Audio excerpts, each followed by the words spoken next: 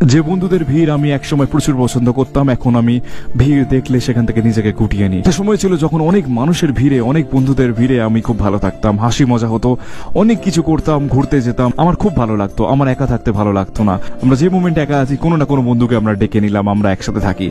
আজকের দিনে অনেকগুলো বছর কাটানোর পর আমার একা থাকতে ভালো লাগে। এখন ভালো লাগে শুধু একা সময় কাটাতে, এখন ভালো লাগে শুধু একা জীবনটাকে উপভোগ করতে, নিজের পরিবারের জন্য করতে, নিজের আপনজনদের জন্য ভালোবাসতে। যে আমি আগে সবার সাথে থাকতে পছন্দ করতাম, আজকে আমি শুধু আলাদা থাকতে পছন্দ করি।